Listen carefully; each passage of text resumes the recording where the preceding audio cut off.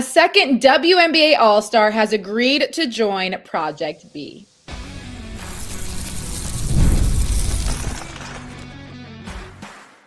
You are Locked On Women's Basketball, your daily podcast on women's basketball. Part of the Locked On Podcast Network, your team every day. Hey everyone, welcome to Locked On Women's Basketball. I'm Kalia Butler. Joined alongside me is my co-host, Sophia Jones. A lot going on within women's basketball right now. Some drama in South Carolina, as well as why teams don't really want to host WNBA All-Star Weekend. But first, some breaking news that came out yesterday. Alyssa Thomas has agreed to join Project B. She released a statement saying, "I'm chasing purpose, not perfection. The real victory is what you leave behind for the next generation."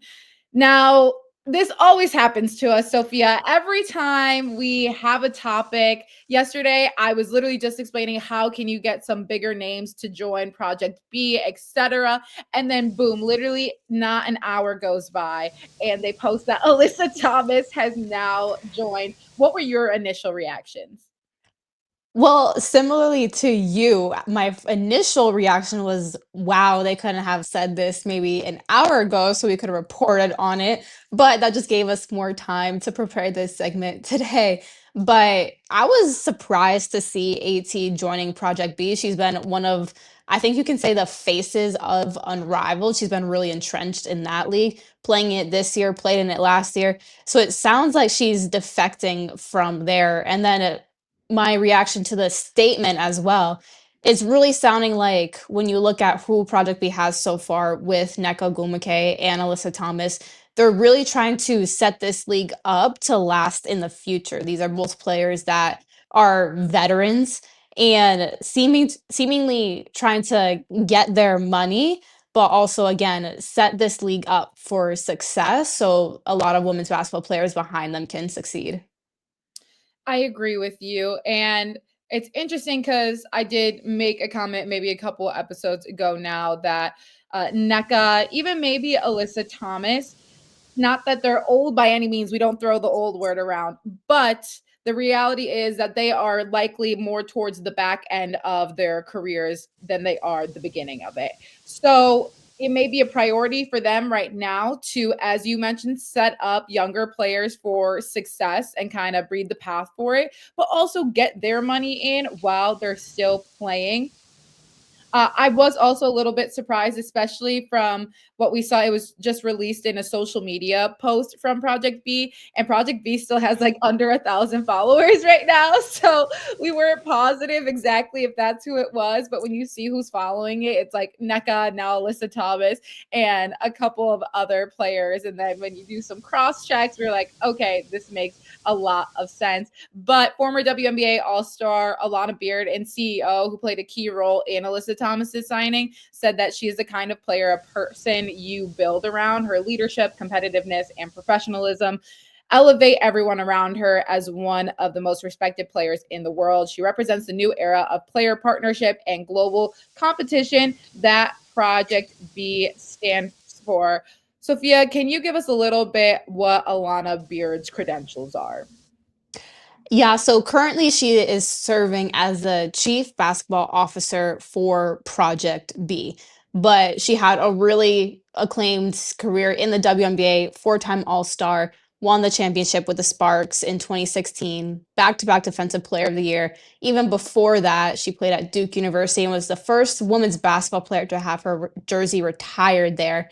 But it was really after her playing career that led her to be set up to basically serve as this advisor, where she was a senior associate for Silicon Valley Bank Capital, and she currently holds board positions at Fifth Wall Acquisition Corp, Smart Rent, and the Sports Academy Foundation. So she's been in this corporate world for a good minute now at this point, and she also understands basketball. So she has a really good duality to her credentials and what just makes her reliable to make some of these decisions. And what she said about Alyssa Thomas was spot on: leadership, competitiveness, and professionalism those are three great adjectives to describe AT. And I think that's a really good get for Project B. I mean, you're seeing the caliber of players that they're starting to get, but I'm still interested to see what this is going to continue to look like, especially when Alyssa Thomas was a player, like I mentioned, that was pretty heavily involved in Unrivaled.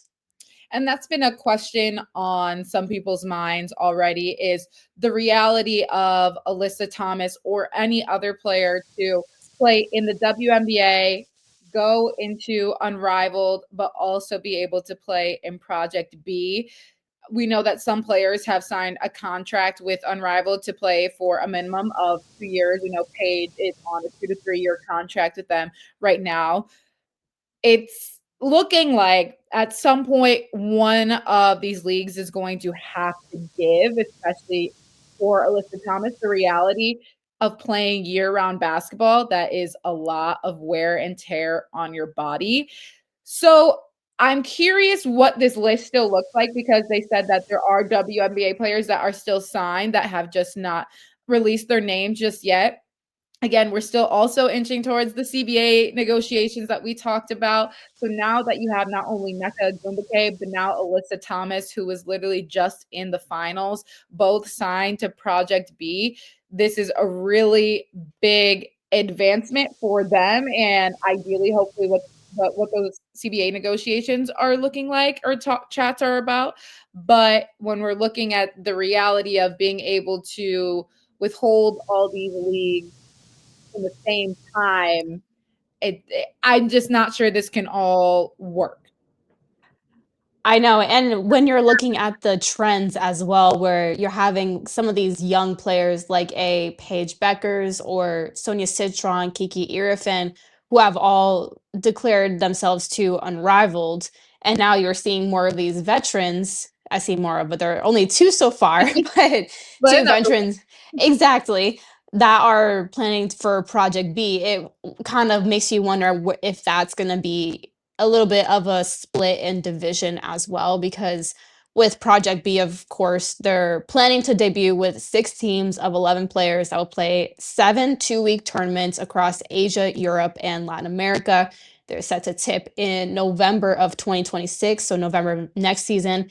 And according to early reports, that also mentioned that their headquarters are to be in Singapore, which, having something so global also makes me wonder if there will be enough to entice a couple of these younger players that maybe don't want to leave the United States and leave home so early and so young, which is why you are seeing more of these veteran players defect to Project B. But there are so many leagues that are going to get affected. I think of Athletes Unlimited as well, who you have a good number of WNBA players that are participating in that league.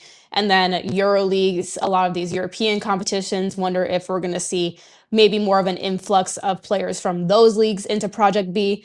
But these names coming out again, I think is intentional, and it continues to put pressure on the WNBA throughout these CBA negotiations because of how much money is promised to these players in Project B. Yeah, and I like that you mentioned some of the young players as well, trying to entice them to do it. We obviously mentioned Paige, who is on contract with Unrivaled to participate with them for multiple years. And this is a little different because they're signed to NIL deals. But when we're thinking of the future of the WNBA, of Unrivaled had signed 14 NCAA players as well, including, a Juju Watkins, Flage Johnson, AZ Fudd, Hannah Hidalgo. These are NIL deals, but realistically, you're trying to transfer them over into, okay, once you guys make the league, you're going to come play in Unrivaled. You know what I mean? Once they have these options presented to them now, and you have another option such as Project B that it is offering you that much money, it's one of two things. You're either young and you're like, you know what, this is my time to do this and I can go internationally.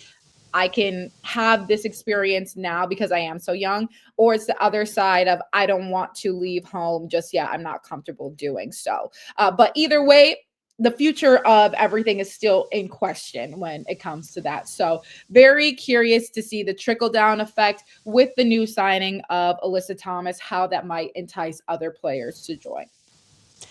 Definitely. They've already said that a lot of WNBA players have signed to Project B already. It's just a matter of some of these names getting released. But if we're already seeing such high profile players like first team all WNBA, Alyssa Thomas, and then all WNBA Nneka Ogwumike, there are definitely going to be some more superstars to follow. Yes, but stick around because speaking of the WNBA, apparently not too many teams actually want to host All-Star Weekend.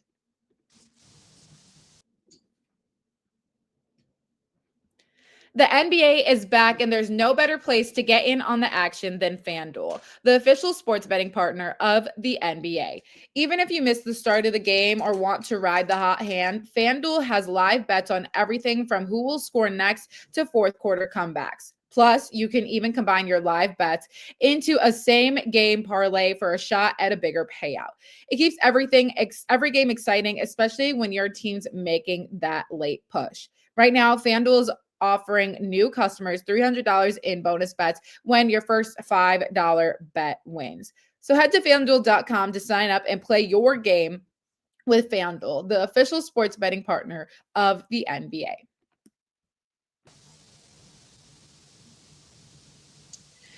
So it was announced not too long ago that Chicago will host the 2026 WNBA All-Star Weekend. This is going to be the second time in just 5 years that Chicago will host this weekend. But there has been new findings, especially from Front Office Sports, that the Sky were actually the only franchise to express interest in hosting. Obviously, last year it was all in Indianapolis. But the league actually had to recruit Indiana and the Fever to host it. So obviously that begs the question of why don't teams really want to host All-Star Weekend? A lot of it comes down to finances. You have to spend a pretty penny in order to host the weekend. It's not necessarily the cities that are bidding, it's actual teams. So there were some other teams, a couple years prior, it was in Phoenix. But now some teams have turned and said that they are focused more on building some of their new practice facilities, that they want to continue investing money in that and not necessarily have to pay for All-Star Weekend. So that's what led Chicago to lead the initiative on hosting this season. But yeah, it was interesting. This is not any information that I would have known, Sophia, or thought of, or thought that teams didn't really want to host WNBA All-Star Weekend. I thought they would be like fighting to do that. Yeah, definitely. I know when the news first came out that that Chicago would be hosting, I was surprised because I was like, "Wow, they just did." Usually, you see a little bit more parity and just rotations of All-Star Weekend traveling around different cities, but I guess it makes sense where some of these teams don't want to host. Like you said, it costs a lot of money to host these any all-star festivities because you have to think of the actual game where you're gonna host and house some of these players and media and staff, all of that. So there's a lot going into All-Star Weekend, and you have the game and then Saturday night events with like the skills competition, 3-point, and so forth. But I would have thought that after last year or after last season with Indianapolis All-Star Weekend. I thought they did a really great job. Gotta give a lot of credit to the stud buds as well for making it just seem like such a vibe and like the entire town or the entire city was just partying and living it up. But I don't know if they made these bids before that. I do also think it's a reflection of what's going on with the current CBA, and it almost makes you wonder if some of these teams are reluctant to put in a bid for next year's All-Star Weekend because they're not entirely sure if there's going to be one. Yes, which is also a really great point. of why would you start investing money into All-Star Weekend if you maybe don't know that's even going to happen.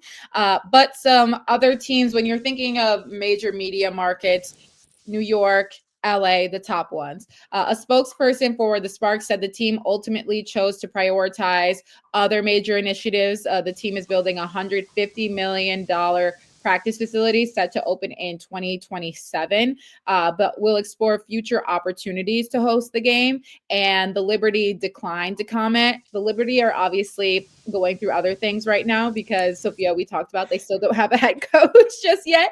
So I'm sure they didn't want to put all of that into having All-Star Weekend and not having a head coach. So that part kind of makes sense.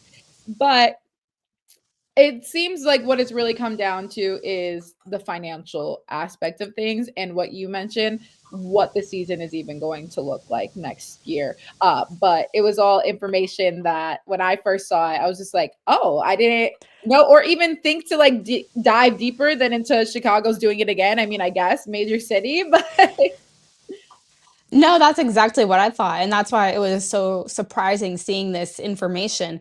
And I think another some of the teams have also talked about that while they have a lot, you're seeing a couple other ones having these projects and renovations that they're funneling a lot of money towards.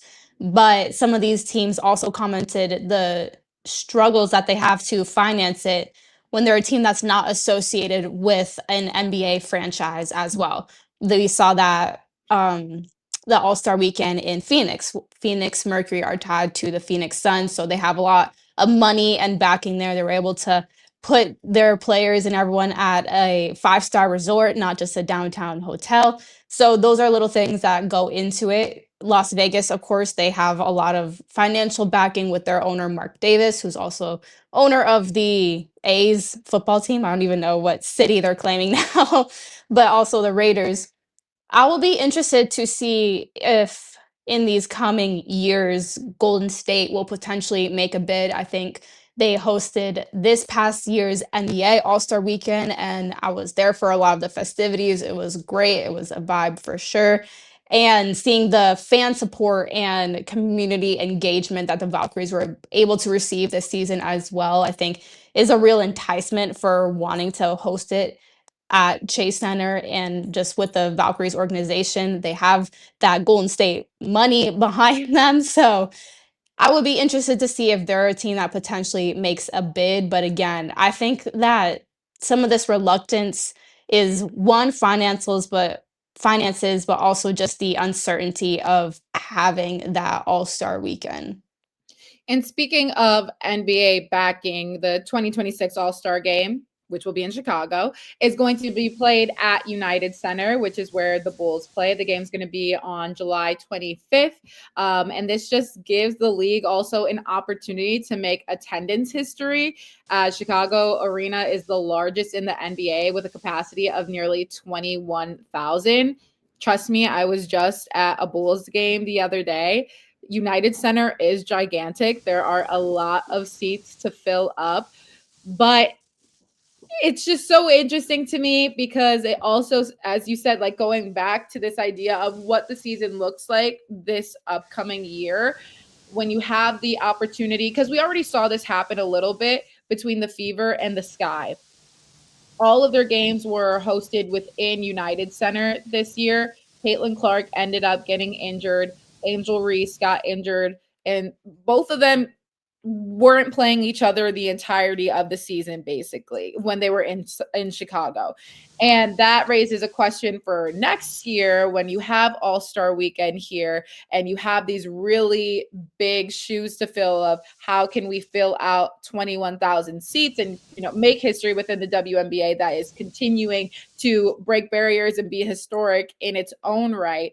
But if you don't know what anything is going to look like, that begs a big question. But shout out to Chicago strong. Shout out to Chicago for taking on challenges. That is true Chicago level grit. Exactly. And I think if all else fails, regardless, they need to have Courtney Williams and Natisha Heidemann involved in the campaigning of WNBA All-Star They need Weekend to be on in the podcast. some capacity. They need to be ambassadors. But yeah, and just kind of more to your point, I think Chicago's a great city to host for people that maybe have never been to an All-Star weekend. It's huge and it's a city-wide event. Everywhere you walk, you're seeing advertisements. All these companies are flocking to the city and hosting pop-ups and activations for that multiple players show up at and just engage with the community. A lot of community events, community service, so it's a whole city-wide event, and I think again, that's why it's great for cities to and teams to host All-Star Weekend because it's just so impactful. But it I would hope that one of these days they're able to break even and have an income and more teams will just be motivated to host All-Star Weekend because everyone should be able to experience it, honestly. Yes, and Chicago loves basketball on top of it too. When you're talking about community, basketball is the identity of Chicago, basically. So, nonetheless, we don't know what next season is going to look like, but I have the utmost faith in my own city and trust that I will be at all of those events. But coming up, there is some tea going around within the Gamecock community, and we are going to break it down.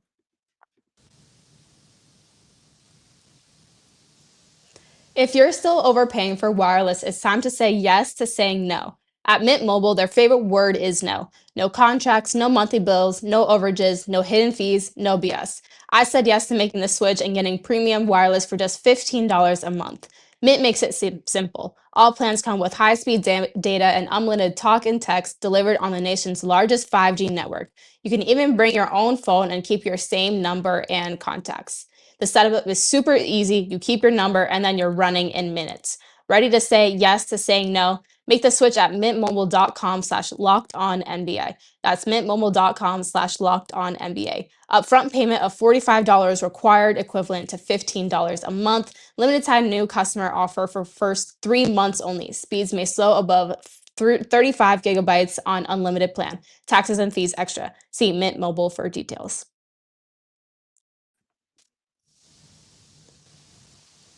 A little bit of a stir at South Carolina, but first let's go over the game that they had.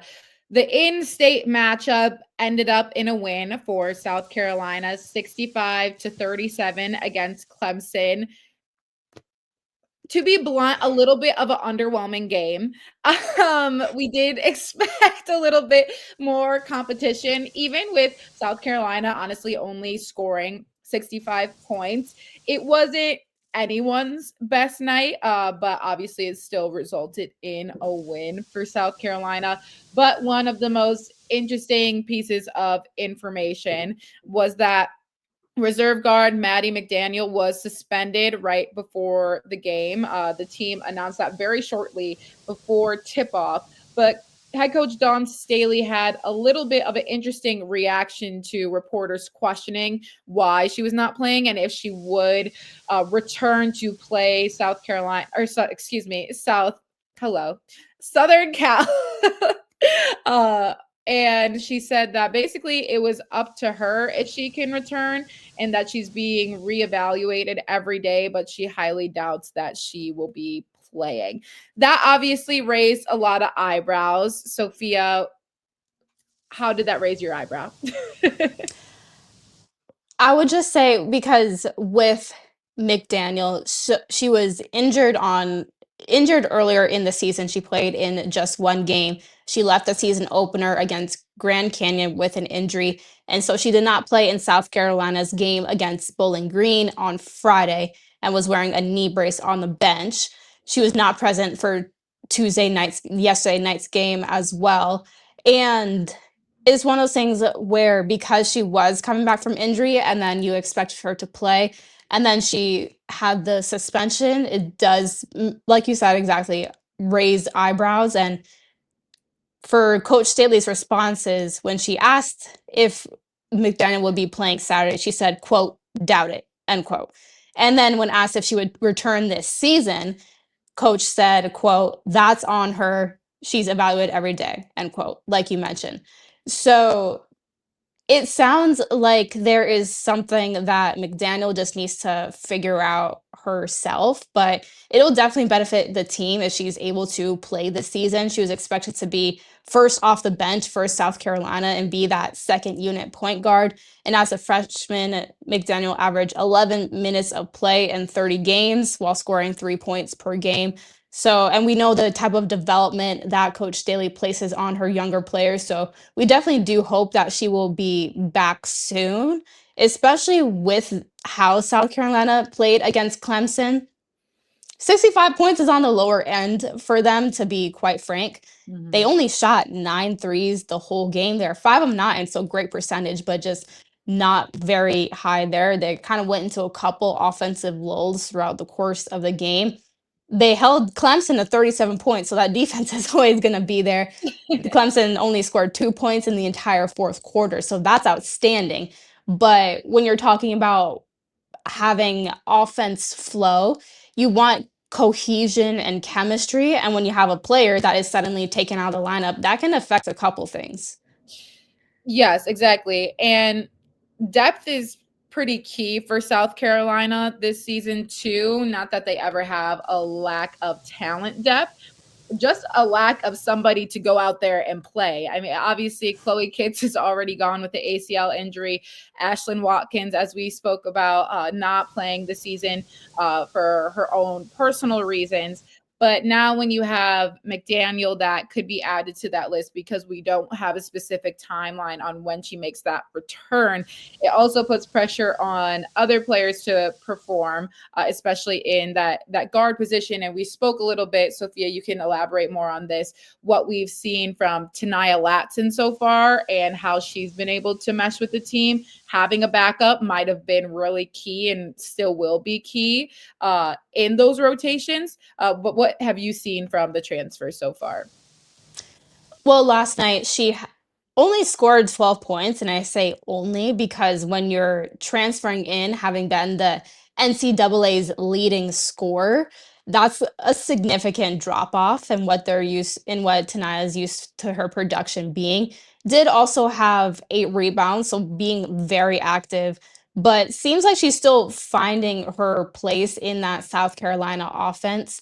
There's a lot of just offensive production to go around. And when you're on a team like Florida State, where you're that first option, you're the one that's scoring the majority of the points. So then the shift to being a part of a South Carolina team that is balanced, you're getting double digit scoring from 4 or 5 players on any given night. It could be a bit of an adjustment. So I think we're seeing some of that this year.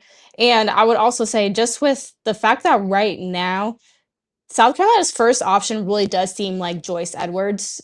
Coming off of a tremendous freshman campaign. She's a current sophomore. She finished with 18 points, 8 rebounds, 3 blocks last night. So she really did her thing. She can really dominate that paint area, but also stretch it out to the floor. And I think that's big because when you have such a big primary option that's in the paint, as a guard, sometimes it can limit your driving options because there's a little bit more traffic going on in the interior.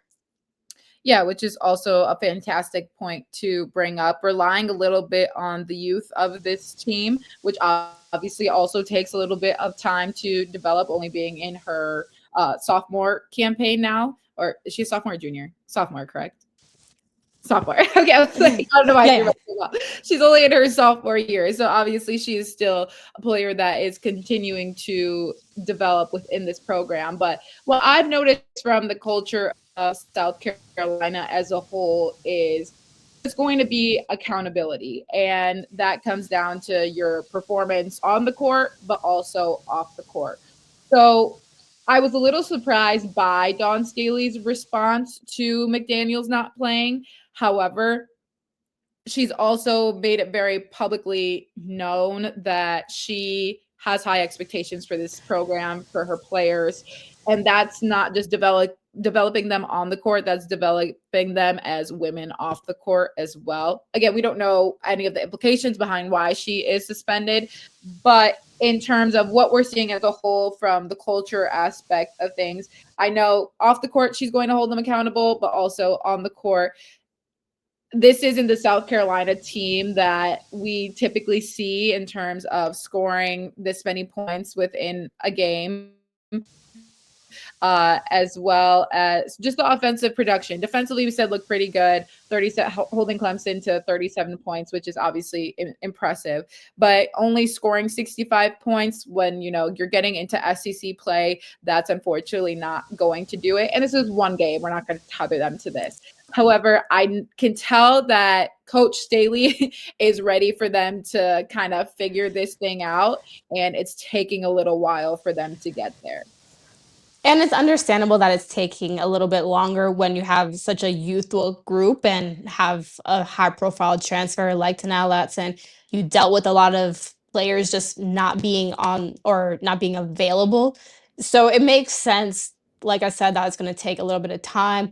Luckily, South Carolina, they have about at least over a month before conference play starts. Huge test against USC on Saturday. I think that'll show a lot because South Carolina hasn't really been tested yet so far this season.